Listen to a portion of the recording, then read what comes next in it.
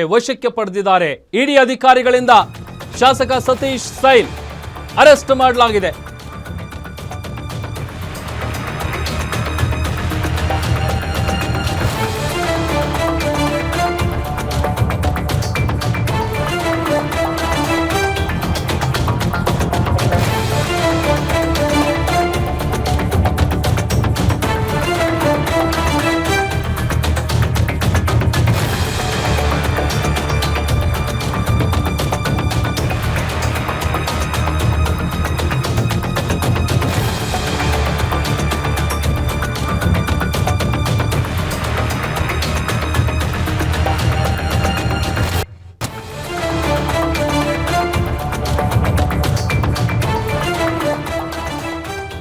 ಇಡಿ ಅಧಿಕಾರಿಗಳು ಕಾರವಾರ ಕಾಂಗ್ರೆಸ್ ಶಾಸಕ ಸತೀಶ್ ಸೈಲ್ ಅನ್ನು ಅರೆಸ್ಟ್ ಮಾಡಿದ್ದಾರೆ.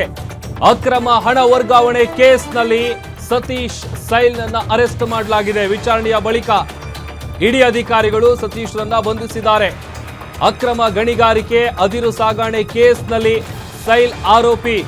ಬೌರಿಂಗ್ ಆಸ್ಪತ್ರೆಯಲ್ಲಿ ಸತೀಶ್ ಸೈಲ್ಗೆ ವೈದ್ಯಕೀಯ ಪರೀಕ್ಷೆ ನಡೀತಾ ಇದೆ. ಆಗಸ್ಟ್ 13 ಅಂದ್ರೆ ಕಳೆದ ತಿಂಗಳು 13, 14ನೇ ತಾರೀಕಂದು ಸೈಲ್ ಮನೆ ಮೇಲೆ ಇಡಿ ಅಧಿಕಾರಿಗಳು ದಾಳಿಯನ್ನ ನಡೆಸಿದ್ರು.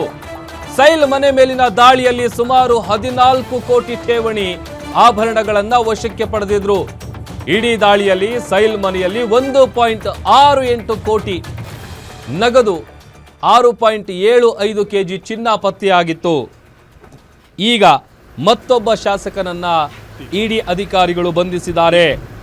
ಉತ್ತರ ಕನ್ನಡ ಜಿಲ್ಲೆಯ ಕಾರವಾರದ ಶಾಸಕ ಸತೀಶ್ ಸೈಲ್ ಅವರ ನಿವಾಸದ ಮೇಲೆ ಜಾರಿ ನಿರ್ದೇಶನಾಲಯದ ಅಧಿಕಾರಿಗಳು ದಾಳಿಯನ್ನು ನಡೆಸಿದ್ರು.